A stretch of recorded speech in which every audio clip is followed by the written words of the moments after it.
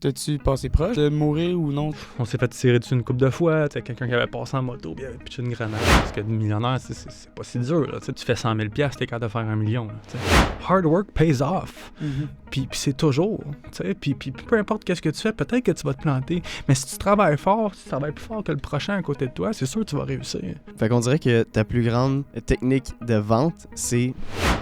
Salut tout le monde! Aujourd'hui, comme vous pouvez le remarquer, c'est une journée très spéciale. On est le 24 décembre, la veille de Noël. Puis pour l'occasion, on accueille un invité très spécial, Nick Raymond. C'est qui Nick Raymond, Raph? En gros, Nick Raymond, c'est un ex-militaire. Il a changé sa voie pour devenir courtier immobilier. Il va nous parler de les types de personnalités, comment bâtir son équipe, bref, plein de choses intéressantes. Sur ce, on part le podcast. Salut Nick, comment ça va? Ça va, vous autres? Ça va bien, Ça va super. Bienvenue sur le podcast Succès sans limite. Merci de l'invitation. Aujourd'hui, est-ce que tu pourrais nous parler un peu plus de toi? Qu'est-ce que tu fais en ce moment? Présentement, je suis courtier immobilier avec AXP. Je suis courtier depuis un peu plus que 2 ans présentement. Puis c'est ça, écoute, on profite du marché actuel, là, c'est super occupé, là, comme peut-être vous en avez entendu parler. Fait que, dans le courtage, dans genre le builder l'équipe, puis tout ce qui est autour de ça. Là, OK, puis c'est où que t'es parti avant? Raconte-nous un peu ton histoire. Qu'est-ce qui a fait que t'es là aujourd'hui? Bon, fait que je suis né en... Non. Grosso modo, là, j'étais dans l'armée, moi, pendant 14 ans. Fait que, écoute, j'ai joint à 16 ans dans l'armée, là. Okay. J'ai fait des calculs vite fait, là. J'étais tellement jeune que, genre, il fallait que mes parents ils signent pour moi pour rentrer, imagine. Ah ouais, OK. Puis... Pourquoi t'as joint l'armée? Merde, c'était soit d'aller travailler au McDo ou d'aller dans l'armée. Moi, je rentrais temps partiel, fait que j'étais encore au secondaire. Puis, je trouvais que c'était une bonne façon d'aller chercher de la discipline, puis c'était juste différent, là. Puis j'ai rien contre le monde qui travaille au McDo, là, by the way, mais pour moi, ça collait un peu moins à ma peau, là, tu sais. Fait que, écoute, j'étais allé au salon de la chasse et pêche, puis il y avait un stand d'armée, puis je suis comme, let's go, tu sais. Puis, 14 ans plus tard, on est ici aujourd'hui. Puis c'est ça, écoute, 16 ans, 19 ans, j'ai été en Afghanistan. En fait, j'ai eu 19 ans en Afghanistan. Après ça, on a fait 2 autres déploiements. Puis j'ai habité dans 5 différentes provinces au Canada. Avec l'armée, on bougeait beaucoup. Avec les positions, pour être promu, puis ci, puis ça. Ouais, est-ce que tu peux nous dire un peu plus la réalité de l'armée? C'est comment? La réalité... c'est pareil comme qu'on le voit, genre, c'est... c'est jamais pareil comme tu le vois dans un film ou whatever, c'est pas comme ça, mais ça dépend du métier que tu fais, ça dépend de ta position, ça dépend de ton grade, ça dépend de plein d'affaires, mais ça reste que l'armée, c'est l'armée, c'est structuré, puis moi, c'est un peu ça qui me parlait moins vers la fin, je me sentais à la limite comme un oiseau pris dans une cage, incapable d'ouvrir ses ailes, puis c'est là que mon côté entrepreneur, il est vraiment rentré plus, là, puis je me suis enligné dans l'immobilier. On a fait une coupe de flips, j'ai acheté des immeubles revenus. Puis là, ultimement, là, présentement, c'est le courtage. Là. Okay. Mais pour répondre à ta question, c'était comment l'armée? Moi, j'ai eu du fun dans l'armée. Là, j'ai trippé, là, toutes mes niaiseries, je les ai faites dans l'armée. Là, comme l'expérience de vie aussi qui vient avec ça. Là, comme, je sais pas si vous connaissez grand monde à 19 ans qui c'est en Afghanistan. Là, fait que l'expérience de vie qui vient avec tout ça. Ça a été écœurant, puis ça m'aide aujourd'hui dans le courtage, puis dans ma discipline, puis dans tout ce que je fais aujourd'hui, dans le fond. Okay. C'est quoi qui vous inculque comme valeur? Tu sais, man, juste de... j'ai le goût de dire le respect, mais il t'implique comme valeur, faut t'écouter les ordres aussi, faut que tu sois discipliné, faut que tu sois organisé, comme... si t'as pas ton mindset straight ou comme c'est tout fait pour ultimement l'armée. Moi j'étais dans le métier de combat, fait que je parle juste de ce que je connais, métier de combat, de l'infanterie, de l'artillerie, puis de les blindés, fait que c'est eux autres qui sont plus au front si on veut là. Puis écoute, il faut que tu sois sharp là, surtout mettons en Afghanistan, il y a pas comme mais est-ce que c'est la guerre, là, tu sais? Ouais, c'est ça ma question, c'est est-ce que c'est vraiment t'es comme sur le front ou? Ah ouais, nous autres, on était sur une FOB, Forward Observation Base, à Soja. On était au milieu du désert. Il y avait rien autour de nous autres. On se faisait genre toute notre bouffe, puis nos ammunitions, puis toutes nos affaires, ils arrivaient par hélicoptère, là, parce que c'était trop dangereux de passer par la route. Parce que là-bas, bon, les gens, il y avait beaucoup de blessés puis de décès à cause des IED, un Explosive Improvised Device. Fait qu'ils, genre, eux autres, les talibans, puis ils nous tiraient pas dessus, là. Parce qu'ils savaient qu'on était 10 fois plus armés qu'eux, puis qu'on avait les ressources, les avions, les drones. Fait que ce qu'ils faisaient, ben, ils plantaient des bombes. Ils plantaient des bombes, puis genre, ça pourrait prendre 3 mois de planter une bombe. Il y en a un qui passait à un moment donné, il droppait un détonateur. L'autre, il droppait le pressure plate, puis genre, ainsi de suite. Puis il y en avait un, il l'assemblait un peu. Puis à un moment donné, 3 mois plus tard, ben, t'as une bombe, puis genre, là, quand tu roules dessus, ben, ça saute, ou quand tu piles dessus. As-tu passé proche de ces bombes-là, de mourir ou non? Les IED, non, pas nécessairement. On a été sur 2 convois à un moment donné, puis que ça avait brassé un peu. Je me souviens, à un moment donné, on roulait sur le convoi, puis moi, j'étais dans la tourelle en arrière. Moi, j'avais comme la grosse mitraillette, si tu veux. Là, j'étais comme l'arme de section. Puis on était comme dans une vallée, genre, puis là, je paniquais, là, parce que là, genre, tout le monde donnait des bonbons aux enfants, là, tu sais. J'étais comme, on s'en fout des bonbons aux enfants, là, tu sais. On est comme dans un... Tu sais, comme s'il y a du monde au-dessus, ils vont nous poivrer, là, tu sais. Ouais. Fait qu'il est arrivé des événements de même, mais tu sais, d'être proche de piler sur une bombe, non, là, tu sais. J'ai des chums qui est arrivé des affaires assez tragiques là-bas, mais comme moi, personnellement, tu sais, on s'est fait tirer dessus une couple de fois, tu sais, à un moment donné, on était en train de jouer au Xbox, on avait un vieux Xbox, tout rabouté, là, tu sais, il n'y avait même pas de cover, c'était genre 3 Xbox qu'on avait mis ensemble. Bang! À un moment donné, ça a pété, tu sais. Vous jouez au Xbox? Ouais, on avait comme une cabane. En fait, c'était comme la grosseur d'ici, en plywood compressé. C'était super cheap, mais pour nous autres, tu sais, c'était comme... c'était dans le désert, là, tu sais. Fait que pour nous autres, c'était super, là. Puis là, bam! Ça avait explosé, genre, puis c'était quelqu'un qui avait passé en moto, puis il avait pitché une grenade. Ben voyons donc. Puis là, c'est le branlement de combat, là, tu sais, c'est comme... Puis là, c'est là que la switch elle embarque à... Puis ça aussi, je l'apporte un peu aujourd'hui dans ma business. Là, pas que personne ne lance des grenades ou rien de ça, mais tu sais, comme quand c'est le temps de rouler, ben let's go, là, c'est game on, là, tu sais. Ouais. OK, fait que ça devait être toujours un moment... Toujours stressant un peu. Ben là-bas, tu sais, c'est...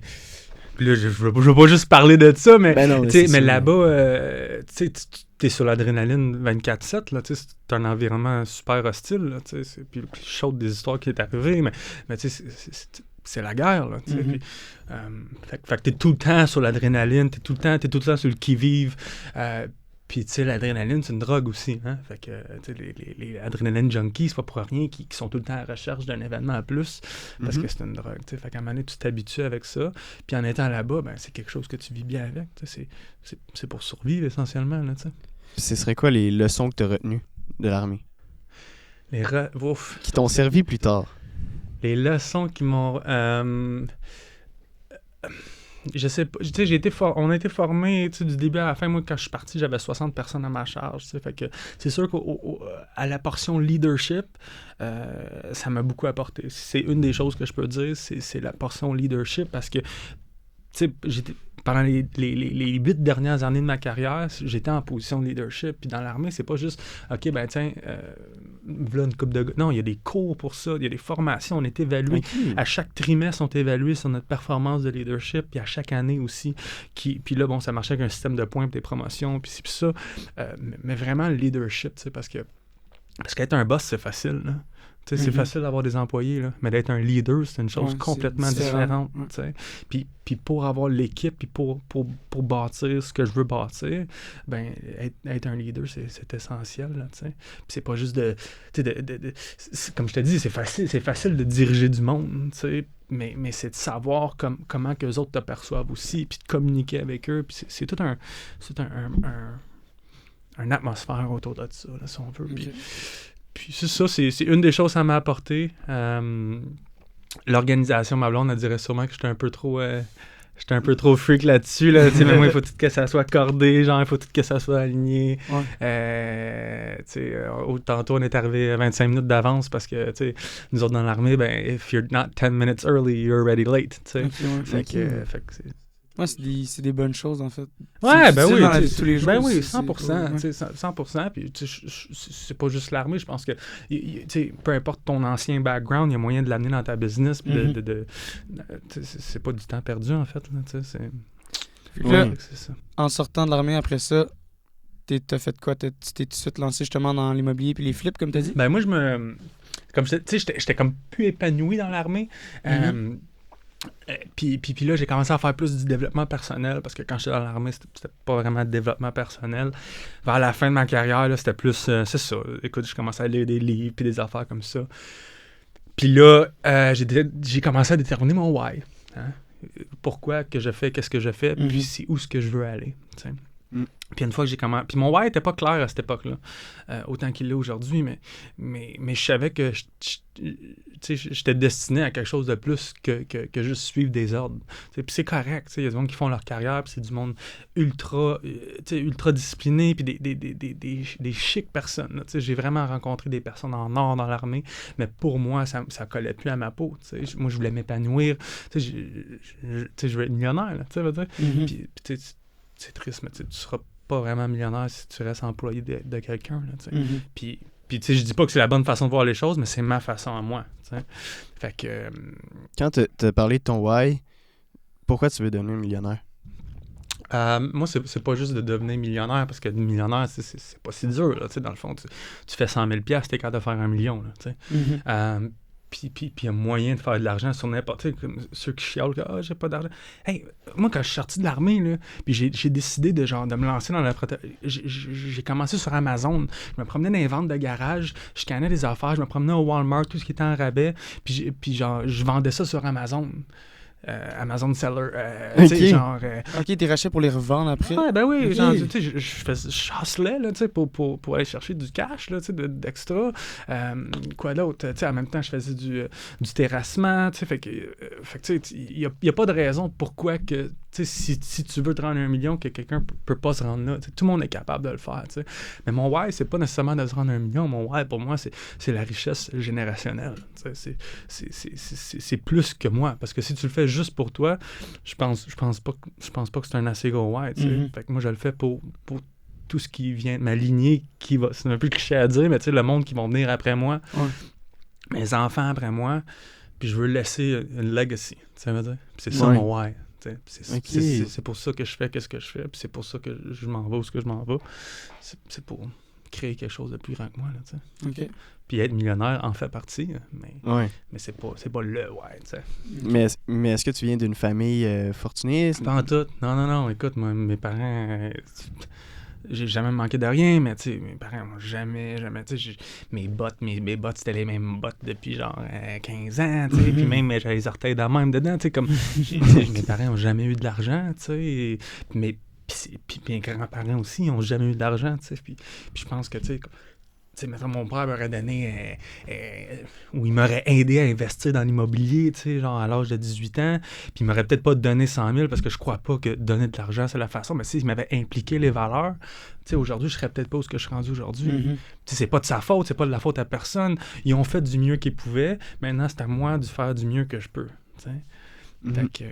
Fait que c'est ça, j'ai comme oublié ta question. Fait que, dans le fond, tu as défini ton why, puis après ça, t'étais encore dans l'armée quand tu l'as défini? Oh, ouais, ben tu sais... Ah, ok, transition. Ouais, je savais pas mon why, il était pas clair, mais tu sais, comme je savais que j'étais destiné à quelque chose de plus grand, tu sais, je voulais accomplir quelque chose de plus. J'ai vu ce que j'avais à voir, tu sais, comme, j'étais allé à la guerre, j'ai fait 3 déploiements, tu sais, j'ai vraiment fait ce que j'avais à faire, j'ai fait du temps. Je savais pas mon why encore, mais je savais que je voulais plus, tu sais.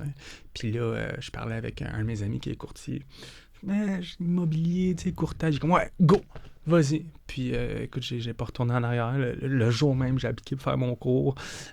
J'ai fait mon résidentiel puis mon commercial back-to-back. Puis là, simultanément, bon, je travaillais sur Amazon. Je faisais aussi des successions et des reprises de finances.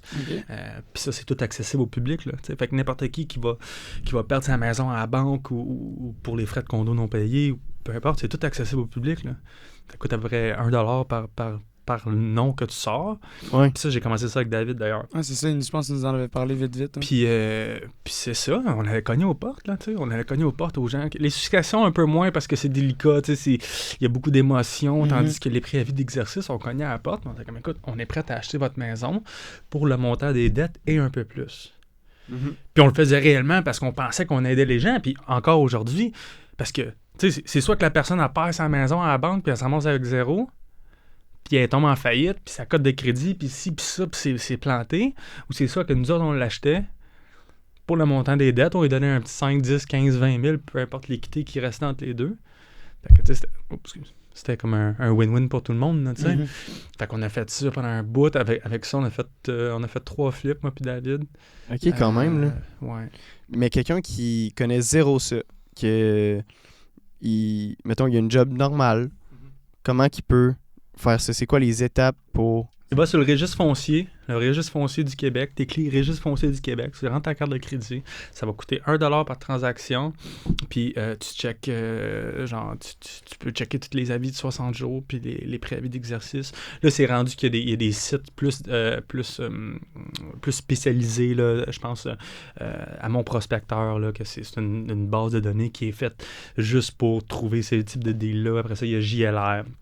Il y a plein d'accès pour aller chercher ces informations-là, 100% public, puis ça coûte rien. T'sais, à part une pièce ou deux, mettons, là. Ouais. Mais tu sais, comme, techniquement, ça coûte rien. Tu dépenses 50$ pour trouver 50 noms, puis tu vas cogner aux portes des 50 personnes. Puis comme, c'est là, ça, c'est des deals. Ça, c'est des deals parce qu'il n'est pas sur le marché, là. Parce que le courtier qui va la mettre sur le marché, il va l'afficher à sa juste valeur. Hein? Parce que le courtier, il a 2 jobs. Pas compliqué, le courtier, là. C'est 2 jobs. C'est protéger ton client puis maximiser ses profits. That's it. Puis tout ce qui implique ça, bon, il y en a plus, évidemment. Fait que le courtier, évidemment, que quand il pogne la maison sur le marché, il va l'afficher plus cher. Hein? Mais d'aller chercher des avis de 60 jours puis des succès, ben oui, c'est des deals, parce que là, tu le pognes au montant de la dette et peut-être un peu plus, tu sais. Ouais, c'est des gens qui make-up flip, tu sais, tu peintures, changes des moulures, changes des portes, puis là, tu mets ça à vendre sur le marché, tu sais. Okay. Mais tout le monde est capable de faire ça, là. Tu sais, comme tout le monde, tu sais, comme il y a des dizaines, voire des centaines de milliers de dollars à faire là-dedans, là. C'est juste du temps, tu sais. Puis les cours, tu les as pris où, justement, pour apprendre ça? J'ai appris ça le tas, man. Tu sais, moi puis David, on a fait des formations aussi. Il y a plein de formations d'immobilier là, qui se donnent. Mais on a appris ça le tas, essentiellement. Là, pour vrai. On a carrément cherché les datas sur Internet, puis on est allé marcher, cogner aux portes. Là, on n'a pas fait de... Par la suite, il y a des cours qui sont arrivés, surtout là avec le courtage, sur comment closer des gens, puis il y a aussi le disque de personnalité, puis plein d'affaires comme ça qui font en sorte que tout ça mis ensemble fait qu'on est meilleur dans ce qu'on fait. Mais quand j'ai commencé, pour vrai, je sortais de l'armée, là, je sortais de l'armée puis je venais de faire du travail sur Amazon, là, comme moi, l'immobilier. Fait que c'est ça. Puis ça a été payant, pour vrai, j'ai pas continué là-dedans trop longtemps parce que quand je suis tombé courtier, ça causait conflit d'intérêts un peu, là, okay. Fait que j'aimais mieux laisser ça à David, puis moi me focusser dans le courtage. Mais j'ai fait 60 000 dans une année. OK, quand même. Avec, à temps partiel, là, à rien investir de ma poche. Là.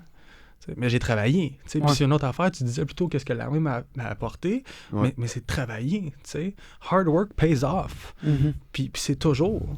Puis peu importe qu'est-ce que tu fais, peut-être que tu vas te planter. Mais si tu travailles fort, si tu travailles plus fort que le prochain à côté de toi, c'est sûr que tu vas réussir. Puis c'était ça mon mindset quand je suis sorti de l'armée. Puis c'est encore ça aujourd'hui. Je suis pas le meilleur, là. Mais je travaille plus fort que n'importe qui. Puis ça, je le crois profondément. T'sais. OK.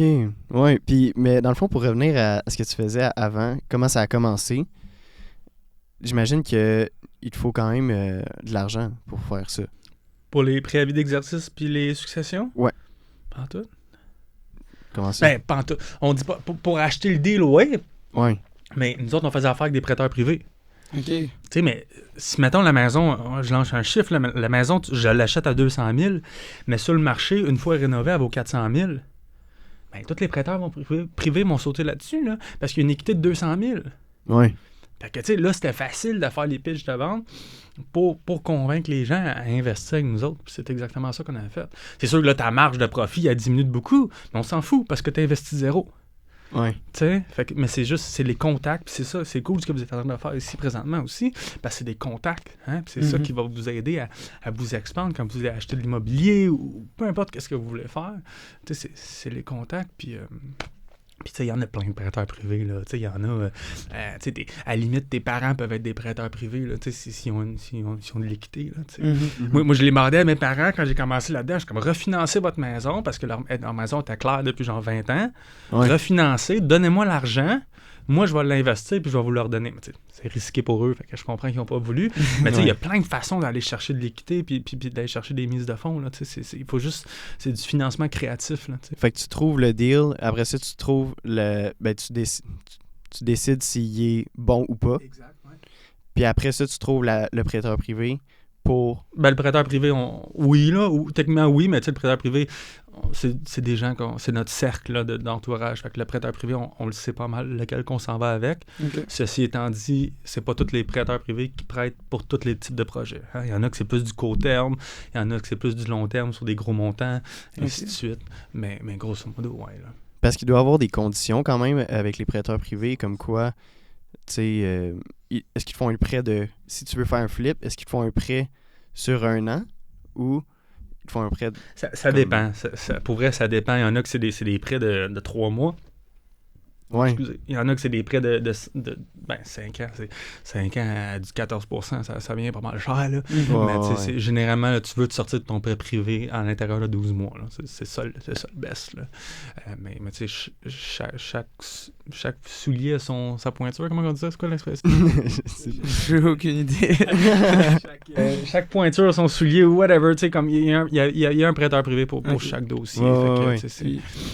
Fait que dans le fond, en ce moment, là, comment t'as fait le switch à ça? Tu disais que Dave, il est resté un peu plus là-dessus. Ben, nous autres, on avait parti Immoplay. On a parti de la compagnie ensemble. Immoplay? Immoplay, ouais.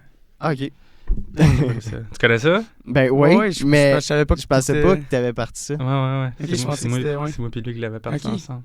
Ouais. OK. Puis... Mais de où? Comment ça? Ben, justement, les avis de 60 jours, puis tout. Puis là, ben, il fallait qu'on fasse du branding autour de ça, tu sais. Il fallait qu'on s'affiche aux clients en étant une marque de confiance, essentiellement, tu sais. Ouais. Puis c'est ça. Écoute, on a parti ça. On s'est fait faire des polos. Je les ai tous donnés, en fait, mes polos à David, là, mais on s'est fait du branding autour de ça. Puis c'est ça, ben, comme je te disais tantôt, moi, avec le courtage, il faut s'assurer d'être 100% légal puis qu'il n'y ait pas de zone grise là, dans le courtage immobilier parce qu'on est tellement régi. Puis dans l'optique de toujours protéger le client, il ne faut pas qu'il y ait de zone grise. Puis moi, je trouvais qu'il y avait une petite zone grise là, entre la cognon aux portes, aux successions puis aux avis de 60 jours versus le courtage. Ceci étant dit, j'ai un arrangement avec les gens d'Immoplay puis que c'est moi le courtier de la compagnie. Là, est-ce que tu peux nous expliquer un peu plus la zone grise? En quoi ça fait que tu n'étais pas à l'aise là-dedans? Parce que il y a des gens qui peuvent percevoir ça comme prendre avantage de d'autres gens dans des situations où ce qui sont en désavantage, tu sais, comme... Tu sais, quand t'es rendu à un avis de 60 jours, là, essentiellement, ça veut dire que t'as 60 jours... Bon, c'est plus, là, mais techniquement, t'as 60 jours pour payer ta dette, sinon tu t'as fait reprendre. Ouais. Fait que les gens, ils ont comme le dos contre le mur, puis là, t'arrives... Moi, je le faisais sérieusement dans l'intention de les aider, parce que, comme je te disais tantôt, c'est soit qu'il a peur, ou c'est ça, moi, je paye sa maison, puis j'efface sa dette, puis genre, il tombe pas en faillite. Fait que je le pense vraiment comme je l'aidais, mais la vérité, c'est qu'il y a beaucoup de gens qui voient ça comme de prendre avantage des gens. Toi, tu connais l'immobilier, tu vas cogner à sa porte, puis tu offres un deal de merde quand que la maison vaut beaucoup plus. Sure, mais il y a deux côtés. Ouais, il y a la perte de toute façon. C'est ça, fait qu'elle est là, la zone grise, que je voulais pas m'embarquer dedans, à dire, je veux pas prendre avantage des gens, toujours dans l'optique de protéger mon client, puis c'est ça. Puis honnêtement, c'est une bonne business. Il y a beaucoup d'argent à faire là-dedans. Je connais des gens qui font des centaines de milliers de dollars par année en faisant juste ça. Mais moi, ça me collait un peu moins à la peau, là, d'aller voir les successions, les avis de 60 jours. C'est toujours... Puis j'en travaille encore. On travaille un dossier présentement là, qui est exactement ça. Mais c'est des dossiers qui sont toujours compliqués. Tu sais, genre... si la personne se ramasse en faillite, il y a moyen de pas se rendre là. C'est sûr qu'il y a toujours... la vie, des fois, nous réserve des citrons, là, comme shit happens. Là. Mais pour la plupart... que je vous disais tantôt, là, si tu veux faire du cash, il y a du moyen de faire du cash. Puis il y a moyen de réussir puis de te sortir de la merde. T'sais. Mais les gens qui se ramassent dans cette situation-là, pour la plupart, ils l'ont pas, cette affaire-là. Puis il y a toujours des surprises dans les dossiers. Puis c'est très touché. Okay. Comme, c'est pas une clientèle nécessairement que tu veux. Là, fait que, puis pour moi, le courtage, jamais juste plus ça. Okay. Carrément. Là. Au cours des podcasts, on s'est fait souvent dire que les contacts, c'est les trucs les plus importants. Toi, comment t'as bâti ton contact, ton cercle autour de toi, puis les gens qui sont avec toi aujourd'hui? Je garde mon monde proche. Le monde que je connais, je m'assure de garder ces liens-là solides. On pourrait toujours faire mieux, hein? Fait que, moi, je pourrais plus aller dans les réseautages. Mettons, David, il va dans tous les réseautages qu'il n'y a pas, Bon, est-ce que moi, ça colle à ma peau un peu moins, là, d'aller chérir à tout le monde, bonjour, oui, nanana, puis ça, tu t'en vas dans ton char, maudit qui t'est fatigué. Moi, ça me parle un peu moins, mais c'est une bonne chose à faire, d'aller résulter de ton cercle actuel. Les réseaux sociaux, c'est comme... Hey, on est dans une ère où t'as le monde en entier à portée du doigt, comme... Hey, boostez vos réseaux sociaux, post à tous les jours, comme... Fait que c'est un peu de ça aussi. Okay. Fait que de base, comment tu fais pour aller chercher des nouveaux contacts? Est-ce que c'est des amis? Parce que toi, ton truc, c'est pas les réseautages, clairement. Non, c'est ça. Fait que, est-ce que tu demandes mettons, à tes amis que tu connais déjà? Est-ce que tu connais, je sais pas, un prêteur privé? On connaît toujours quelqu'un qui connaît quelqu'un. Ouais. Il y a une expression qui dit vaut mieux connaître quelqu'un que quelque chose. Puis, fait que c'est ça, le monde que je connais, généralement, le monde avec qui je travaille, mettons, je parle pour le courtage, ils veulent travailler avec moi, puis eux autres vont me référer à d'autres mondes parce que je travaille fort, puis je fais ce qu'il faut faire. Fait que c'est ça, puis juste de communiquer avec les gens, puis de toujours avoir le sourire, puis c'est con, là, mais comme, même si t'as pas le goût de sourire, de peut-être mettre un poker face, puis juste d'être toi-même, Moi, au niveau réseautage, je me force pas, là, je suis comme... Je suis moi-même, puis that's all, puis je pourrais en faire plus, on pourrait toujours en faire plus, hein? Oui, c'est vrai. Puis au niveau du courtage, pour y revenir, là, fait comment t'as commencé le courtage? En sortant de l'armée, j'avais besoin de m'épanouir. Hein? Puis, fait que ça, c'était après Immoplay. C'était après Immoplay. Que t'as décidé d'aller courtier immobilier. C'est ça. Vers la fin d'Immoplay, là, j'ai commencé mon cours. Ouais. Ok, c'est ça. Puis de fil en aiguille, là, pendant ce temps-là, je faisais encore des flips. Puis les immeubles à revenus, là. Je viens juste de vendre mon dernier biplex. Mais... Fait que c'est ça, je baignais dedans un peu, là, tu sais. Puis, moi, ma première transaction dans l'immobilier, je l'ai faite 3 semaines après que j'ai eu ma licence, tu sais. Puis les gens sont comme, OK, t'es chanceux. Non. Mais comme 1 an avant, je travaillais mon réseau de contacts de Immoplay, de tous ces gens-là, tout le monde me connaissait, tu sais. Ouais. Fait que j'avais déjà de quoi dans le pipe drive d'enligner, tu sais. C'est ça qui est tough aussi pour les nouveaux courtiers, c'est comme, tu sais, premièrement, t'as des frais à pu finir, puis là, ils font une transaction 6 mois plus tard. Mais tu sais, comme quand tu as l'idée de commencer ta carrière de courtage, il n'y a rien qui t'empêche de commencer avant que tu sois courtier, sans faire une activité de courtage, mais en établissant ton cercle de contact. Tu as le droit de prospecter pour toi-même. Là. Si toi, tu veux acheter une maison, tu as le droit d'aller cogner aux portes. Fait qu'il y a plein de façons de fonctionner. Puis Immoplay, m'a aidé là-dessus, évidemment. Là, mais tu sais, comme 3 semaines après que j'ai eu ma licence, j'étais payé. Là. Ouais. OK. Fait puis comment t'as fait pour que ça soit aussi... tu sais, mettons, t'as préparé avant, mais il devait avoir des techniques ou je sais pas. Non, tu sais, c'était une affaire de circonstances aussi.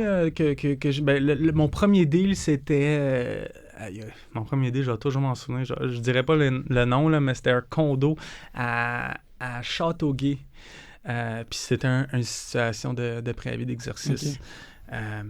Puis, my God, comme premier dossier, c'était tellement compliqué. Écoute, la cliente était... la cliente était saoule tout le temps. Genre, à un moment donné, j'étais arrivé chez eux, puis elle était comme à moitié tout nue, mais tu sais, rien d'excitant, là, pas en tout, là. Puis c'était... écoute, le dossier, les visites y arrivaient, elle avait essayé d'embrasser un client qui était venu visiter. Écoute, une affaire de fou, là. Mais là, c'est mon premier dossier, là. Tu sais, comme là, je suis pas peur parce que là, tu sais, j'en travaille pas mal, puis je sais comment les gérer, mais là, ton premier dossier, là. Puis là, tu veux pas qu'elle sache que c'est ton premier dossier non plus, tu sais. Fait que, il y a tout qu'un affaire, puis il est arrivé plein de choses en arrière de ça, tu sais. Mais... comment t'as géré ça? Du mieux que je pouvais. Tu sais, veux pas... Tu sais, l'armée aussi m'a comme aidé un peu là-dedans, tu sais, parce que, tu sais, j'avais 60 personnes à ma charge, là. Tu sais, il y en a des talents dans l'armée quand même, tu sais, parce que veux pas... Tu sais, t'as besoin d'un secondaire 3 pour rentrer, tu sais, fait que... tu sais, puis je dis pas que ça a un lien avec... Mais tu sais, comme... J'étais habitué de gérer des situations, tu sais. Pas des situations comme ça, mais ça reste que c'est de l'humain, tu sais. Puis tu sais, comme... Je sais pas, j'ai fait de mon mieux, puis ça a bien été pareil, là. Ouais. Mais qu'est-ce qui se passe quand t'es courtier? Mettons, tu deviens courtier... Est-ce qu'il y a des deals qui viennent à toi? Tu vas chercher les deals? Mais pas dans le début. Tu sais, dans le début, il faut vraiment t'aller chercher. Une fois que ton nom il est fait, ben là, c'est du référencement. Hein? Ouais. C'est des gens avec qui tu as déjà travaillé qui font « Ah, ben appelle tel... » Fait qu'il y a beaucoup de ça. Ils voient ton nom, c'est pancarte. Là, bon, t'envoies-tu des lettres postales? Comme, mettons, tu vends une maison dans une rue, ben t'envoies-tu une lettre à toutes les maisons de la rue pour dire qu'on a vendu? Fait qu'il y a plusieurs façons d'aller chercher de la clientèle. Mais dans le début... Puis encore, quand ça fait 20 ans, il faut aller chercher tes clients. Il faut t'en faire de la prospection. Là, ouais. Puis la prospection, c'est pas juste pour du courtage, c'est pour comme l'immobilier, c'est comme vous autres. Quand vous m'avez écrit pour faire le podcast, c'est une forme de prospection. Fait que, il y a une expression qui dit tu dois toujours être en train de recruter. Puis c'est un peu ça, là. C'est la prospection. Puis moi, comment je la faisais? Porte à porte, je me suis rendu très à l'aise avec ça. Dès le début, c'est porte à porte, c'est du cold call. Quand j'ai eu ma licence, j'ai eu le bottin téléphonique. Puis là, s'il y a de nouveaux courtiers qui écoutent, faites pas ça, là, parce que j'ai perdu beaucoup de temps. Mais j'ai carrément pris le bottin téléphonique, puis j'ai appelé chacune des personnes en cold call, une à une. C'était pas bon, faire ça? Non, mais c'est pas bon parce que... des gens qui ont pas de maison aussi? Entre autres, il y en a de ça, mais tu sais pas qu'est-ce que tu vas pogner. C'est tout à froid, là. Comme tu dis, il y en a qui sont des locataires. Puis bon, j'ai perdu beaucoup de temps, tandis que j'aurais pu contacter plus les gens de mon entourage. J'aurais pu, plus contacter... j'aurais dû aller sur mes réseaux sociaux puis carrément écrire à tous mes amis Facebook, là, il y avait d'autres façons que j'aurais mieux rentabilisé mon temps puis mon argent, mais je l'ai fait. Puis il n'y a pas grand monde que quand ils commencent, ils se décident de passer à travers le bottin téléphonique au complet, là, Mais non, c'est sûr. Mais t'as appris de ça? Ben oui, j'ai appris parce que de te faire rejeter, c'est essentiel aussi dans ton apprentissage, puis Dieu aussi, je me suis fait rejeter, là, fait que... c'est sûr, en cold call, tu te fais rejeter. Puis en cold call, le monde, c'est comme, t'es qui, toi? T'as pas de purpose de les appeler. Comme là c'est pas pire, j'ai une base de données d'après 3-4 000 clients. Fait que là, je les appelle, puis comme on s'est déjà parlé ou m'avait contacté sur telle propriété. Fait que là, ça fait comme. Mais là, tu l'appelles en cold call, genre, je pense que j'en ai closé un sur tout ça. Genre, fait que c'est vraiment pas tant. Ouais. Fait que c'est quoi que tu conseillerais à un courtier qui débute, là? Puis là, il faut qu'il trouve des clients. Ouais. Moi, je suggérais premièrement pour un nouveau courtier de joindre une équipe. Ce que j'ai pas fait d'ailleurs. Mais surtout dans des temps, tu sais, comme, mettons, ceux qui sont rentrés dans le COVID, là, des courtiers, c'était facile d'être courtier, là. Tu sais, t'avais pas de visite libre à faire. Tu mettais ta pancarte en avant, puis t'attendais qu'elle se vende, carrément. Puis elle se vendait en 2 semaines. Fait que c'était facile, tu sais. Ouais. Mais là, aujourd'hui, c'est pas nécessairement le cas, puis on s'en va vers un marché où ça va être de plus en plus difficile. Hein? Tout dans la vie est un cycle. Puis l'immobilier est un cycle aussi. Fait qu'on était très fort. On était un marché de vendeurs pendant tout le COVID. On est encore un marché de vendeurs. Mais là, tranquillement, le cycle s'en va vers un marché d'acheteurs. Hein? Puis un marché de vendeurs, c'est quoi? C'est parce que il y a plus d'acheteurs qu'il y a d'inventaires. Hein? Fait que là, ils se battent tous pour avoir l'inventaire. Ouais. Puis quand le cycle revient, là, ça s'en vient le contraire. Il y a plus d'inventaires qu'il y a d'acheteurs. T'sais? Fait que là, quand tu es dans un marché d'acheteurs, c'est les acheteurs qui ont le gros bout du bâton. Hein? Fait que là, ils négocient à la baisse. Les maisons restent plus longtemps sur le marché. Mais c'est tout un cycle. Puis on n'est pas encore dans un marché d'acheteurs, on est encore un marché de vendeurs parce que la surenchère existe encore. Les offres multiples, ça existe encore, mais tranquillement, pas vite, on s'en va vers un marché d'acheteurs. Puis ça va revenir. C'est des cycles de 10, 12, 15. Tu t'adaptes selon le cycle, je suppose, c'est différent. Comment tu... T'as pas le choix, là. Ouais.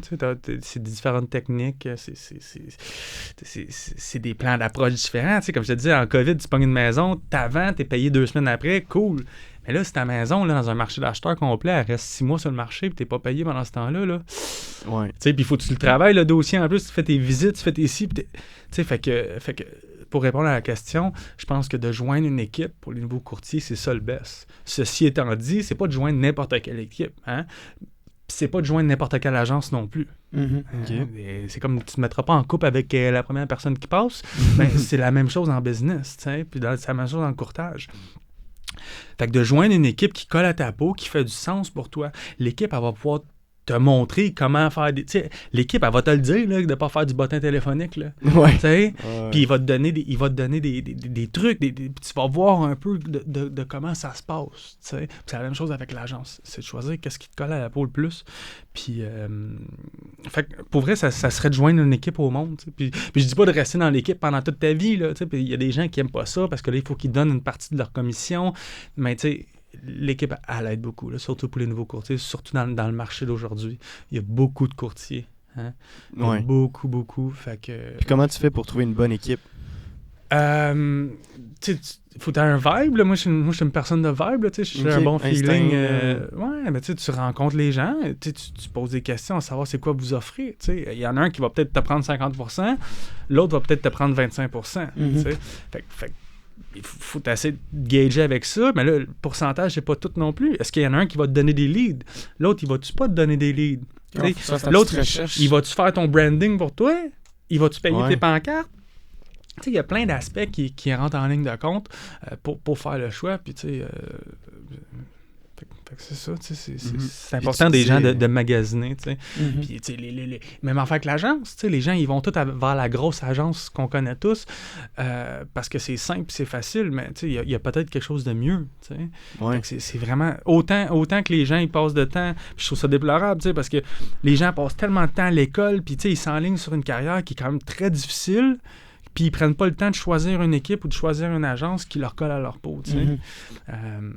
Puis quand tu dis équipe puis agence, est-ce que ça, c'est la même chose? Non. Fait qu'une agence, c'est comme... C'est l'agence, écoute, t'as Remax, Royal Lepage, XP, ça, c'est une agence. Sutton, c'est toutes des agences. Puis il y a des équipes. Ils ont tous des modèles d'affaires différents. Hein? Et puis, une équipe, ça serait comme, par exemple, moi, je suis comme le chef de l'équipe. Je fais partie de EXP, qui est une agence immobilière, mais moi, dans mon équipe, j'ai des gens en dessous de moi. OK. C'est comme une chaîne hiérarchique un peu. Là. OK, fait que tu peux créer ta propre équipe dans l'agence. 100%. Ouais. OK. Puis est-ce que tu as décidé de faire ça au début? Non, pas au début. Pas au début, non, mais tu sais, c'est sûr que c'était dans les plans. Puis là, on est dans full effect là, sur le recrutement d'équipe. On a l'adjoint qui travaille en plein déjà. Fait que c'est ça, on est en plein dans le recrutement d'équipe. Puis tu sais, c'est la façon de faire pour moi. Encore là, tu sais, je parle juste pour moi, mais tu sais, pour moi, l'équipe, ça fait trop de sens. Là. Tu sais, ça fait trop de sens. Les répartitions des tâches. Tu sais, dans l'armée, on disait toujours « a lone man is a dead man ». Tu sais, fait que quand tu rentres dans une pièce tout seul, tu sais, mais comme en équipe, hein, teamwork made the dream work. Puis je pense qu'on peut tout arriver à nos fins tellement plus vite. C'est quoi? Seul, on va loin, mais ensemble, on va plus loin, ou whatever. Mais je crois tellement seul, au modèle rapide, d'équipe. Je crois tellement que tout seul, tu peux aller moins loin, tu sais. Pour moi, du moins. Mais tu sais, il y a du monde qui sont tout seuls, des courtiers qui sont tout seuls, puis qui performent au max, puis sont heureux. C'est tant que tu es heureux. Tu sais, je veux dire, si tu es heureux à faire 15 000 $ par année, là, ben, tu as gagné bien plus que celui qui fait 2 millions par année puis qui n'est pas heureux. Là, fait que c'est juste important d'être heureux à ce que tu fais. Puis pour moi, pour être heureux, ben, c'est d'aller chercher mon why. Puis une des étapes pour me rendre là, c'est d'avoir mon équipe. C'est d'avoir une machine bien rodée, où que tout le monde est heureux de travailler puis qu'on est efficace au max pour nos clients. Parce qu'au final, on est dans le business pour nos clients. Ouais. Puis comment sais, dans ton trajet, dans ton histoire, là, t'étais tout seul. Ouais. T'avais pas d'agence ni d'équipe. J'avais une agence, ouais. T'as pas le choix de rentrer dans une agence, essentiellement. Fait que t'avais pas d'équipe, t'étais pas dans une équipe.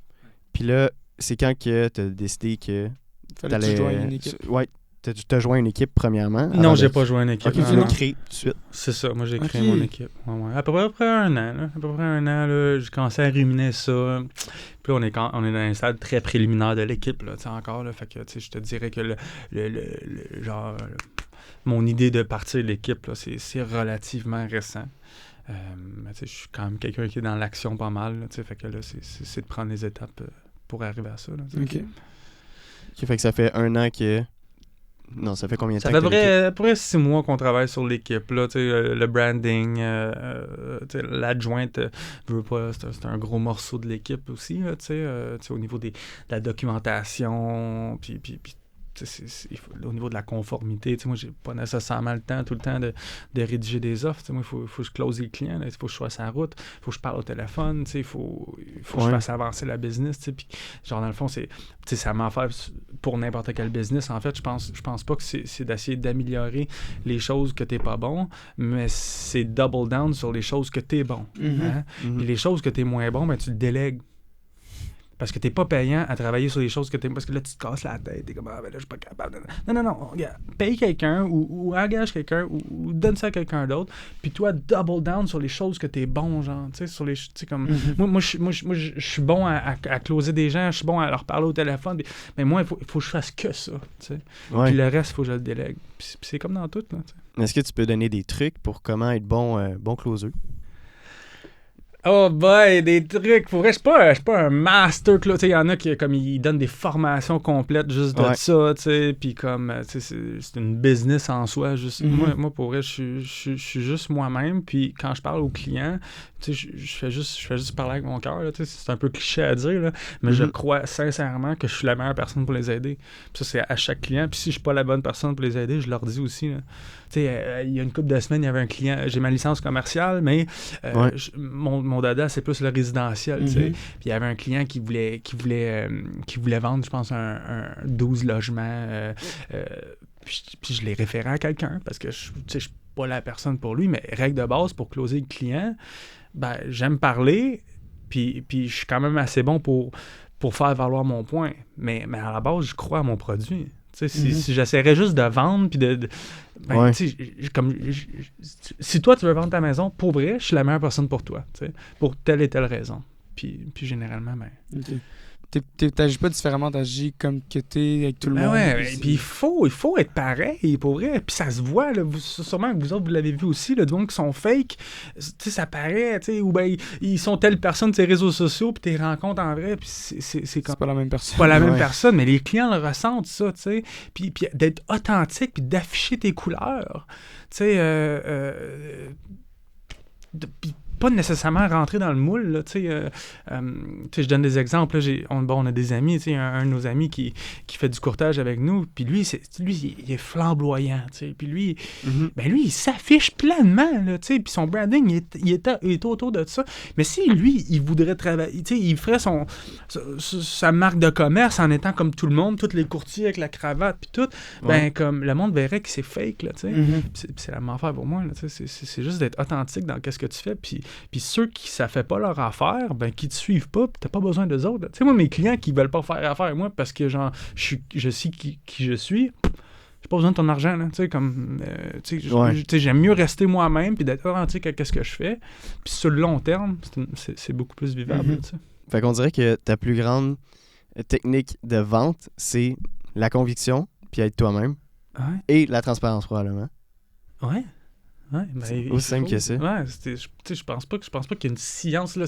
C'est sûr que là, bon, il y a des affaires que tu peux dire, il y a des mots de pas de pression, mais des trigger points que tu peux aller chercher, tu sais, puis des expressions. Tantôt, je parlais du disque, les couleurs de personnalité. Ben ça, tu vas savoir comment gager la personne par rapport à son type de personnalité, tu sais, de quoi lui dire. Tu n'iras pas parler, tu sais, vous êtes des gars de maths là, à l'école, tu sais, ben, tu sais, j'irai pas te parler de la nature puis du beau temps, là, tu sais, si j'essaie de closer, je vais rentrer dans, je vais vendre ta maison, ok, ben, voici les chiffres. Tu vas vendre tant, ça va coûter tant, puis là, ça va parler ton langage. Ok. Right? Mais c'est ajusté par rapport à la personne en avant. Comment tu le sais que tu es capable, en quelques minutes, de savoir quel type de couleur de qui puis quel type de personne qui est pour... Tout dépendant, des fois c'est plus dur, mais c'est à poser des questions aussi. Là. Moi, je rentre pas chez le client, puis OK, bon, ben là, on va vendre ci. Non, ben non. Pour vrai, je passe comme 15-20 minutes à juste poser des questions. Okay. Si c'est pas au rendez-vous, ben c'est avant que j'ai posé des questions, fait que j'ai déjà une bonne idée de qui j'ai affaire. Là, des fois, je peux me tromper, mais c'est d'être caméléon puis t'ajuster à ton auditoire. Là. La vente, c'est ça. Là. T'as appris ça où, le disque, puis ces techniques-là? C'était en ligne. Là, en ligne? Oui.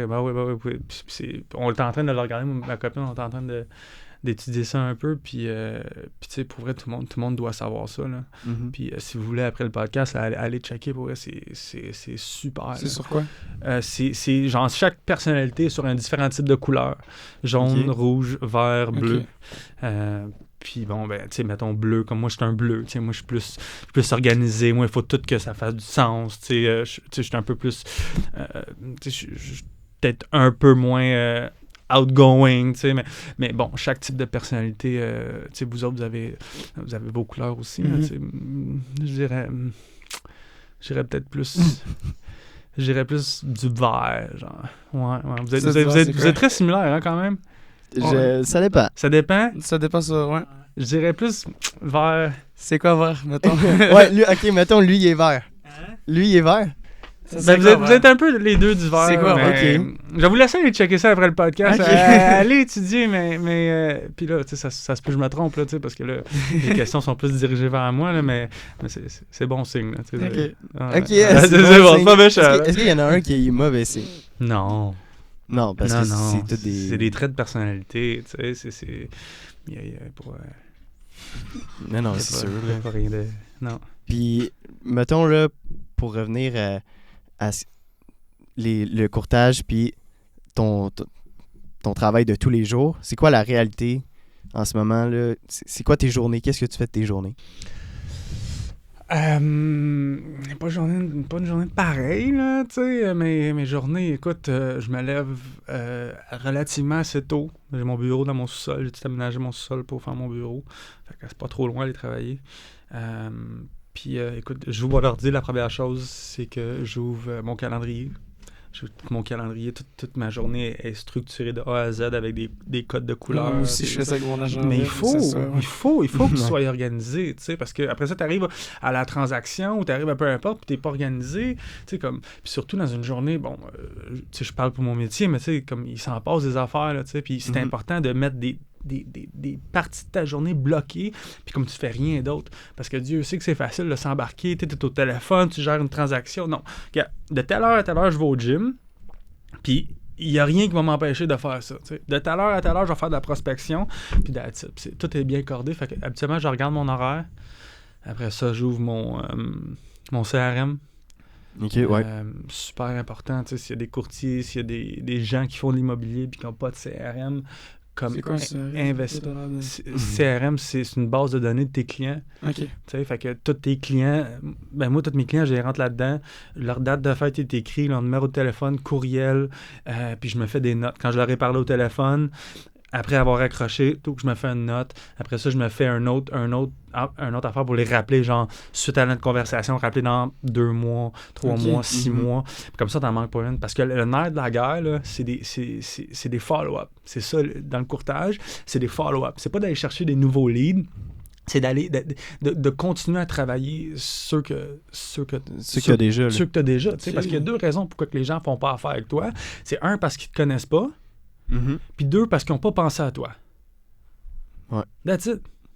Fait que en faisant tes follow-up, puis d'être super serré avec ça, tu sais, comme on parlait du livre que je faisais au début, bon, c'est sûr, j'avais pas de clientèle, mais j'aurais été bien plus payant à juste faire des follow-up, là, tu sais, sur les gens que je connaissais déjà.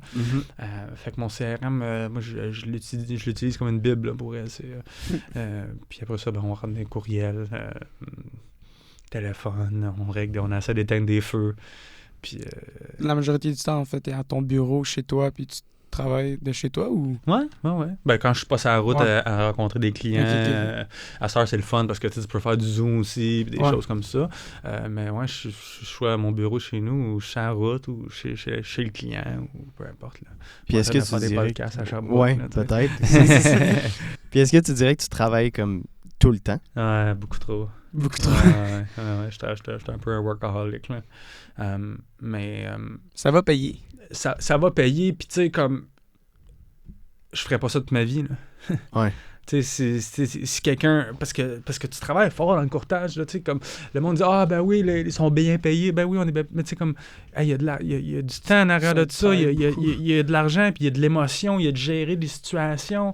Fait que, tu sais, quelqu'un qui veut travailler de même toute sa vie, moi, je pense pas que c'est vivable, là. Écoute, tu sais, je travaille, je sais pas combien d'heures semaine, tu sais, je calcule même pas, là, tu sais, je travaille 7 jours sur 7, puis je sais pas c'est quand la dernière fois que j'ai pas travaillé, là, tu sais, fait que... OK, quand même. Là. Ouais, mais tu sais, comme c'est une étape à passer pour aller où ce que je veux aller. Tu sais, comme si tu veux être millionnaire, man, puis tu veux pas travailler, puis tu veux pas te lever à 6 heures du matin, puis travailler des 10-12 heures par jour, ben t'arriveras jamais où ce que tu veux arriver, là. Tu sais, comme... Fait que, mais ce qui est wrong, par contre, c'est de travailler de même toute sa vie. Hein? Ouais.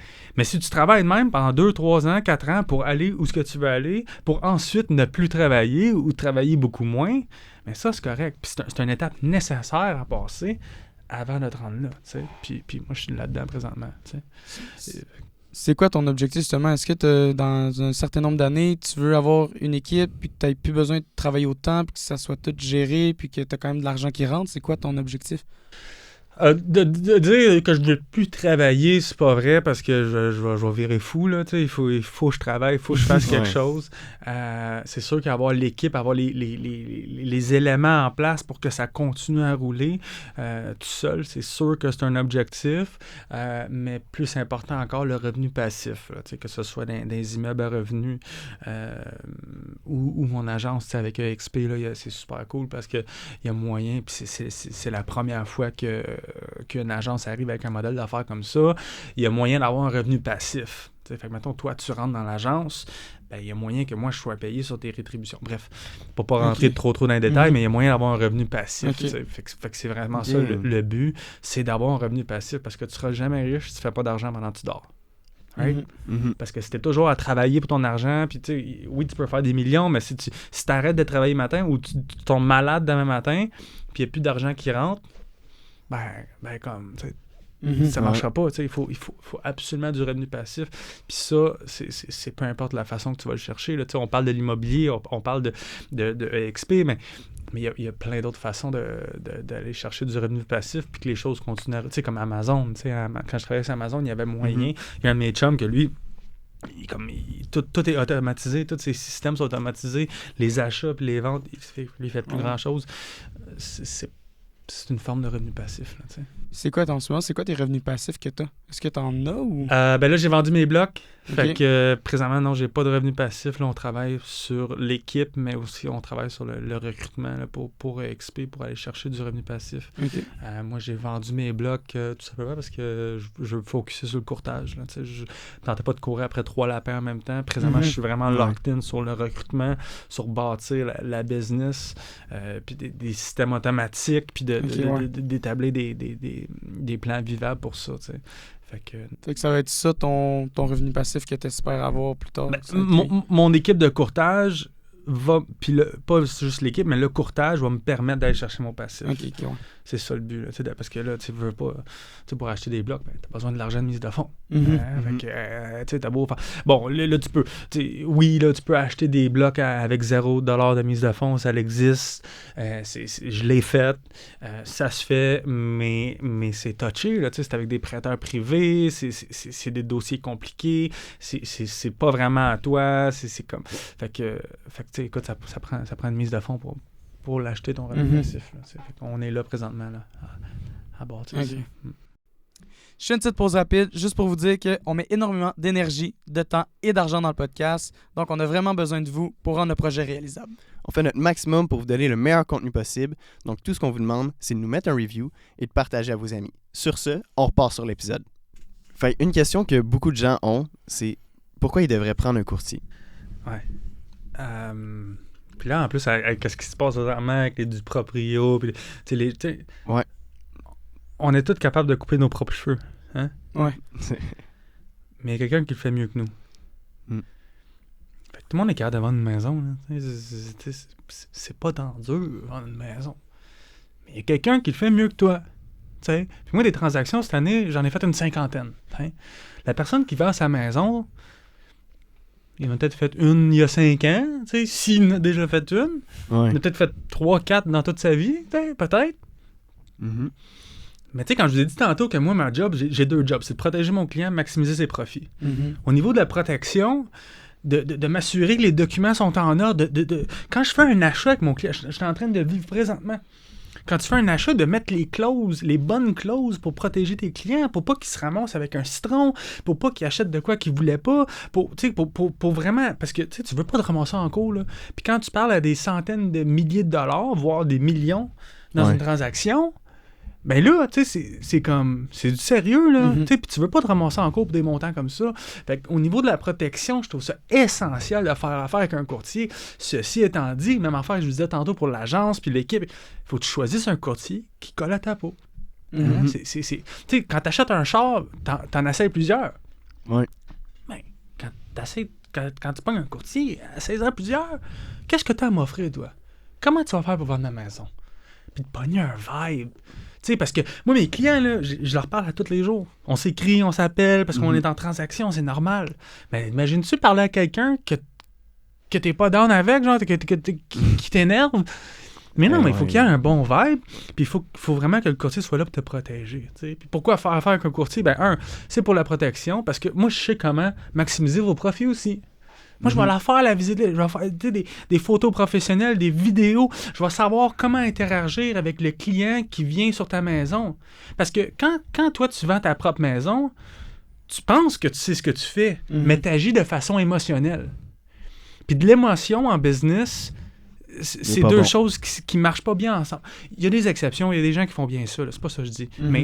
Mais ça reste que quand tu vends ta propre maison, ton propre bien, tu es émotionnel puis tu prends pas des décisions qui pourraient avantager la transaction. Tandis que moi, je suis pas émotionnel dans la transaction. Je pense juste à maximiser les profits de mon client, que ce soit l'achat ou la vente, puis de le protéger. Tu sais, fait que là, les gens disent « Ouais, mais ça coûte cher, ça. » Hey, tu vends de quoi? Un demi-million? C'est quoi de donner 10 000 $ de commission, 15 000 $ de commission? Tu sais, comme un demi-million, puis dans le fond, le courtier, surtout dans les temps de COVID, mais le courtier, tu sais, des fois, tu ne payes pas la commission, là. Parce que, mettons, la surenchère, les offres multiples. Tu sais, si, mettons, je suis capable de t'avoir 20 000 $ de plus pour ta maison, puis c'est pas pour toutes les maisons qu'on réussit à avoir ça, mais on s'entend-tu pour dire que la commission est gratuite? Ouais, c'est ça. Tu sais, fait que pourquoi pas faire affaire avec le courtier? Tu sais, si t'es rendu à te sauver 10-15 000 $ parce que tu veux être gratteux, ben, tu sais, OK, vas-y, va là ta maison, mais il y a des meilleures façons de faire ça, tu sais. Moi, j'ai dit tout à mes clients, tu sais, comme je l'ai dit tantôt, là, tu sais, on est tous capables de couper nos propres cheveux, mais... Ouais, puis c'est un courtier aussi pour acheter une maison ou puis pour vendre une maison. Ouais, surtout là, avec les nouvelles lois, là, il faut absolument que tu aies un contrat de courtage achat pour acheter avec le courtier. Okay. Ce qui fait du sens, hein, parce qu'en ayant un contrat de courtage avec un client, contractuellement, il faut que tu le protèges. Contractuellement, il faut que tu aies son meilleur intérêt à cœur. Fait que quand tu as un contrat avec un client pour acheter, ben là, tu sais, automatiquement, il faut que tu lui donnes ta meilleure version de toi-même. Il faut, tu sais, comme... Puis c'est juste une protection pour tout le monde aussi, hein, pour le client, tu sais, comme quand moi je vais acheter avec mes acheteurs, ben je négocie, tu sais, s'il y a lieu de négocier, puis tu sais, comme je vous dis, tu sais, j'en fais plusieurs transactions, fait que je sais quel bouton aller chercher, puis je sais quelle façon qu'on peut faire pour aller chercher. Tandis que, tu sais, tu fais affaire avec le courtier qui vend la maison, mettons, les clients, ah non, moi j'utiliserai pas de courtier pour acheter, je vais aller voir directement le courtier du vendeur. Ah, mais le courtier du vendeur, il a un contrat avec le vendeur. Fait que contractuellement, il faut qu'il protège son vendeur, puis il maximise les profits de son vendeur. Puis là, toi, t'arrives, t'as pas de courtier, puis tu vas aller... Mais là, c'est sûr que le vendeur, il a pas avantage à ce que l'acheteur fasse plus d'argent. Tu comprends-tu? Ouais. ben, t'es perdant, tu sais, parce que les gens, ils disent, ben là, c'est avantageux parce que là, je vais le négocier à la baisse parce que le courtier va avoir la pleine commission, tu sais. Mais c'est pas la bonne façon de voir les choses. Puis l'OASIC, ils ont vu clair à travers de ça, puis que là, il est arrivé avec la loi, qui est une bonne chose, je pense, d'avoir un contrat courtage pour acheter. OK. Puis les gens qui veulent acheter avec un courtier qui vend la maison, ben, ils n'ont pas le droit. Mais sais-tu quand t'achètes, quand tu prends un courtier pour acheter, que ça te coûte rien? Il me semble que j'ai entendu dire ça. Oui, c'est ça, parce que c'est toujours le vendeur. Là, ben, bon, est-ce que ça va changer un jour peut-être, mais pour l'instant, c'est toujours le vendeur qui paie la commission. OK. OK, mais là, au contrat, généralement, faire une longue histoire courte, mettons, le vendeur, il donne 5%. 2% de tout ça, généralement, là, il y a toujours des exceptions à la règle, là, mais généralement, du 5%, il y a 2% qui s'en va au courtier collaborateur. OK, fait que le courtier de l'acheteur. Le courtier de l'acheteur. Fait que ça incite le courtier à amener son client à sa propriété parce qu'il reçoit une commission. Bon, il y a des courtiers vendeurs qui vont donner 2,5% à la place. T'sais. Fait que là, les courtiers acheteurs, ils essaient de pousser plus vers cette maison-là, mais en même temps, moi, je pense que la commission devrait être fixe. Puis ça ne devrait pas être du 2,5% parce qu'on veut minimaliser l'ambiguïté. On veut que ce soit fair pour tout le monde. Fait que moi, je pense de mettre ça à un montant fixe, c'est la bonne chose. Mais oui, c'est le vendeur qui paye. Okay. Ceci étant dit, dans le contrat de courtage, quand tu achètes, mettons qu'on achète ensemble, on peut mettre 4%. Donc, si le vendeur donne 2%, vous autres, il faut que vous déboursez 2 autres %. Je ne sais pas si vous me suivez. Dans le contrat achat. Fait que si dans le contrat achat, on a signé 4% ensemble, 2% vient du vendeur, puis vous, il faut débourser l'autre 2%. Okay. Moi, avec mes clients, généralement, c'est du 2 à 3%.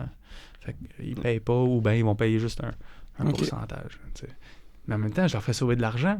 Je viens d'acheter une maison à 850 000 avec mes clients.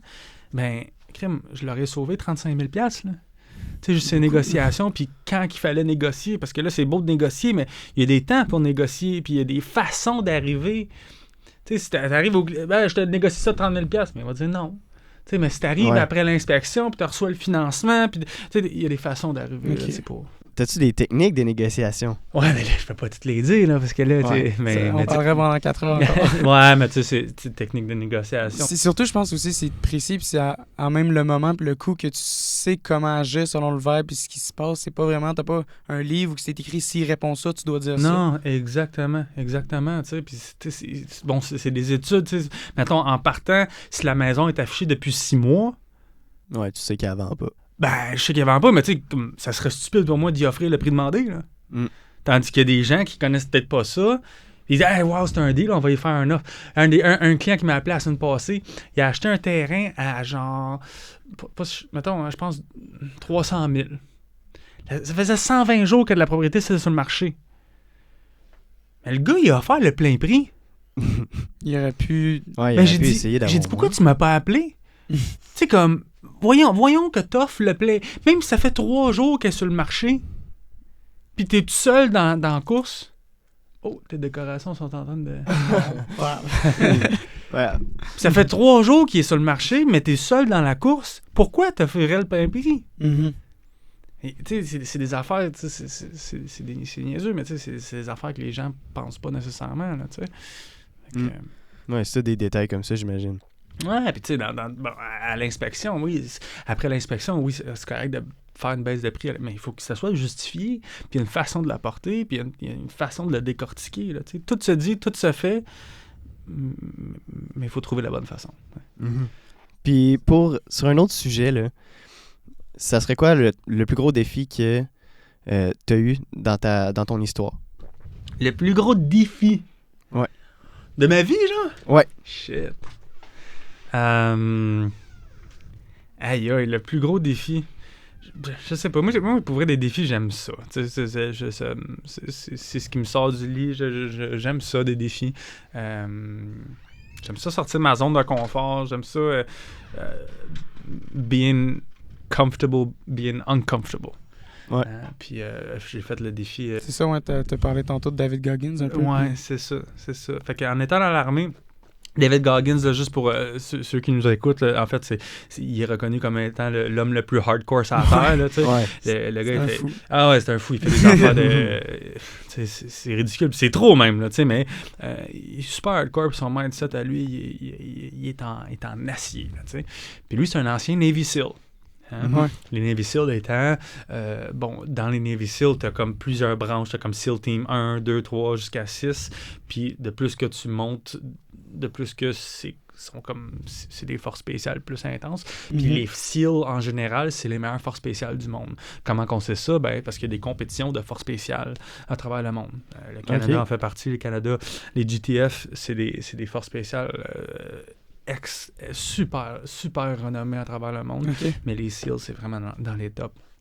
Puis quand j'étais dans l'armée, j'en viens au défi, mais quand j'étais dans l'armée, j'avais fait le 10X Challenge avec des SEAL. Il y avait des SEAL actuels puis des SEAL retraités. Mais ça reste que c'est du monde qui a un mindset forgé. C'est comme... c'est des machines, tu sais. Puis on a fait le 10X Challenge. C'était une semaine à se faire chier. Tu sais, comme j'ai eu froid. J'étais misérable pendant littéralement une semaine, tu sais. Puis le but de tout ça, c'était de nous montrer que tu peux aller 10 fois passer ta limite. T'sais, quand ton corps t'a dit que t'es plus capable, là, tu peux encore continuer. Tu peux continuer 10 fois passer cette limite-là. Tu sais, les gens, je suis fatigué, il faudrait que j'arrête de travailler. Fuck off! 10 fois passer cette limite-là, je dis pas que tu dois te rendre toujours à cette limite-là parce que c'est pas nécessairement santé. Mais comme, quand il faut, il faut. Ouais. Puis pour sortir de ta zone de confort, pour aller où ce que tu veux aller dans le business ou dans la vie, à un moment donné, il va falloir que tu sortes de ta zone de confort. Puis à un moment donné, il va falloir que tu l'ailles chercher ce 10X-là. Puis c'est toute une question de mindset. Puis le défi, le défi que je viens de faire essentiellement, c'est la deuxième fois que je le faisais. Il y a 3 ans, je l'ai fait aussi. Pendant que j'étais encore dans l'armée, en fait, je sortais de l'armée. Puis là, c'était le COVID. J'avais besoin de quoi à faire. Puis je me suis dit, je vais aller courir 60 km. Comme ça. Comme ça, tu sais, pas préparé, ben là, j'étais plus préparé que je l'ai fait en fin de semaine. Puis là, fin de semaine qui vient de passer, on l'a refait encore. Puis là, c'est cool parce qu'on avait une belle communauté. On avait plein d'investisseurs immobiliers aussi qui ont embarqué. On était une vingtaine de personnes à faire le défi. Fait que c'est cool. Il y a vraiment plein de personnes qui ont embarqué. Puis l'année prochaine, on va le refaire. Puis on essaie de faire ça à plus grande échelle. Mais essentiellement, c'est le 4-4-48. Fait que c'est 4000. Le vrai défi, c'est 4000 à toutes les 4 heures pendant 48 heures. OK? 4000, c'est genre 6,445 km là, de quoi de même. Moi, j'ai fait 5 km. Fait que j'ai fait 5 km de course à toutes les 4 heures pendant 48 heures. Donc, on a commencé vendredi à 8 heures du matin. Là. Je viens de finir. Là. J'ai fini dimanche matin. Là. Fait que vendredi matin à 8, midi, 4 heures, ainsi de suite. Minuit le soir, 4 heures du matin. Puis ça roulait de même pendant 48 heures. Et tu dois le vouloir, me semble, après 4 heures, vers la fin, de te relever. Ah, ben oui. C'était, genre, la deuxième course, je me suis tiré le mollet. Là, genre, je boitais. Fait que, c'était... David Goggins, là, tu te replaces, tu tapes. Quasiment. On s'est tiré. On s'est tiré. On a fait des cold plunge aussi. Puis, on a fait. Il y a une vidéo aussi qui va sortir sur cet événement-là. Là. Okay. La vidéaste est venue prendre des footages de ça. Mais c'est ça. Fait que, c'est de prendre soin de soi. Puis parce que tu peux pas passer à travers les défis. Surtout moi, je cours une fois semaine, peut-être. Là, ces temps-ci, je courais une fois ou 2 semaines. Fait que j'étais zéro prête. Là, puis encore là, comme je disais au début il faut que tu aies un why plus que juste toi-même. Puis le why, pour moi, la course, c'était plus que juste de courir puis de faire un accomplissement. C'était de montrer aux gens que pour vrai, n'importe qui peut le faire. Je suis pas surhumain. Là. J'étais zéro prête. Là. Ouais. Mais je l'ai fait parce que, premièrement, c'est une question de mindset. Je te dis pas que j'ai couru à 3 minutes le kilomètre en gros sprint. Là. Non, je courais vraiment pas vite. Là. Mais je l'ai fini. Puis c'est une question de mindset. Puis c'est une question de quand tu te sens un peu d'inconfort, c'est de continuer. Puis en business, c'est ça. Souvent, les gens ils arrêtent. Hey, le courtage, là, 80% des courtiers qui commencent dans la première année lâchent. 80%. 50% dans la deuxième année. C'est énorme. Mais si les gens... puis là, je parle du courtage, mais tu fais juste... rester à ce que tu fais, puis de continuer, puis même quand ça fait mal, tu sais, comme j'étais dare d'avoir mal un peu, tu sais. J'étais dare d'éprouver un peu d'inconfort, tu sais, puis voir où est-ce que ça va t'amener. Parce qu'il n'y a pas une business qui gère, puis il n'y a pas une entreprise qui devient millionnaire où il n'y a pas personne qui veut aller sans avoir un peu d'inconfort. Puis bon, t'es pas obligé de faire 60 km pour arriver à cette réalisation-là, mais moi, ça m'aide à dire, crime, j'ai réussi à faire ça. Maintenant, what's next? T'sais, comme David Goggins dit, cookie in the cookie jar. Fait que quand la vie devient un peu difficile, tu sors le cookie et t'es comme, j'ai fait 60 km en 48 heures, j'étais même pas prête. Moi, je courais à minuit, 4 heures du matin. Qui c'est qui fait ça dans la vie? Là? Personne. Mais c'est un accomplissement, c'est un cookie in the cookie jar. Puis c'est pour dire que on est tous capables de faire... d'accomplir de grandes choses. Puis ça, c'est cliché à dire, mais c'est vrai. Puis c'est tout dans la tête que ça se passe. Puis comment t'as fait pour le... Où t'as découvert ça? Ben encore là, ça a commencé un peu dans l'armée, tu sais, puis, tu sais, le mindset, le développement personnel, des livres, on sous-estime, tu sais, je regarde souvent des réseaux sociaux, là, tu sais, TikTok, mais je suis là-dessus souvent, là, genre, checker mon feed, c'est juste des affaires inspirantes, du monde inspirant, du monde qui a accompli des affaires. As-tu des livres, des titres de livres que tu pourrais nous donner, développement personnel que tu as lu? Ben, le livre à David Goggins, Can't Hurt Me, là, c'est dur à battre, là, ça m'a motivé. Tu sais, le E-Myth, je suis en train de le lire présentement. Je suis pas un gros lecteur, pour vrai, je suis plus du audiobook un peu. Des podcasts, t'écoutes-tu beaucoup ça aussi? Ouais, j'aime bien les podcasts. C'est le fun, les podcasts, parce qu'il y en a tellement que tu peux choisir. Là, ben, moi, je suis un gros fan aussi de Joe Rogan. Le gars c'est l'exemple parfait de genre rester authentique à lui-même. Là. T'sais, comme lui, il rentre pas dans le moule, comme il fait ce qu'il veut, il parle de ce qu'il veut, puis comme il se cache pas. Il prend qui veut. Moi, je veux lui, essayer de me l'apporter, puis je vais parler avec lui. Puis il se cache pas, il est super intelligent aussi. Hein, comme il fait des recherches sur tout, fait que c'est très cher, puis je pense que c'est un beau modèle de podcast, mais ouais, c'est ça. C'est une question de mindset, essentiellement. Puis sur ça, est-ce que tu as d'autres projets, des nouveaux projets qui s'en viennent? Ben là, il y a l'équipe. L'équipe, pour vrai, 2024, là, ça va vraiment être l'année pour l'équipe. On regarde aussi pour recommencer un autre flip. Là, on magasine peut-être pour un projet pour ça. Mais tu sais, le projet, là, c'est vraiment l'équipe. Puis de double down là-dessus, puis de focusser sur le courtage là, pour la prochaine année. Après ça, on verra. Là. Mais tu sais, tout ça est dans le but d'aller chercher le why à long terme. Oui. Sinon, c'est quoi, tu dirais, qui est nécessaire pour avoir du succès dans sa vie? Est-ce qu'il y a-t-il une compétence, une skill, quelque chose que tout le monde devrait avoir pour être capable d'avoir du succès? Tu sais, le monde, il faut qu'il apprenne que ça sera pas toujours facile. Puis que pour te rendre où ce que tu veux aller, il faut que tu aies un peu de douleur. Fait que je pense que tout le monde devrait... C'est une question de mindset. C'est facile à abandonner. C'est facile à arrêter. Mais si ça serait facile, tout le monde le ferait. Puis c'est ça que les gens arrêtent quand ça devient difficile. Ouais. Mais comme... Reste avec, continue de travailler. Mais tu sais, en même temps, c'est une affaire de continuer de travailler, mais là, si tu continues d'avancer dans de mauvaises directions, ben là, à un moment donné, tu vas te perdre pour vrai, là. Fait que c'est de s'ajuster, puis c'est d'avoir une petite tête sur les épaules aussi, mais c'est juste de travailler, puis de donner ton meilleur de toi-même à tout ce que tu fais, que ce soit le podcast, que ce soit rencontrer un client, que ce soit à l'école, de juste donner ta meilleure version de toi-même. C'est chiant des fois, là, t'as pas le goût là, d'être tout le temps à ton top, là, puis tu le seras jamais à tout le temps à ton top. Mais c'est de faire, c'est juste d'être la meilleure version de toi-même tout le temps, pousser tes limites. Là. On est tous capables d'accomplir de grandes choses. C'est vrai, hein? Ouais. Puis c'est où qu'on peut te retrouver? C'est comment les gens ils peuvent faire affaire? Réseaux sociaux, numéro de téléphone, je suis pas dur à trouver. Nicolas Ramon sur Google. Ma page Internet va apparaître tout de suite. Nick Ramon sur Instagram, Facebook, TikTok. Écoute, je suis vraiment pas dur à trouver. Écoute, si peu importe, il y a des gens qui ont des questions, là, j'envoie ça à votre auditoire. S'ils ont des questions sur l'immobilier, sur peu importe qu'est-ce que j'ai parlé, évidemment, ils peuvent vous contacter, vous. Mais moi, ça me fait plaisir. Là, je suis tout le temps partant pour une conversation. Là. C'est ça. Ben, merci énormément, Nick. Ça me fait plaisir, oui. Ça me fait plaisir. Merci à vous. Puis sur ce, on se retrouve sur un prochain podcast. Yes.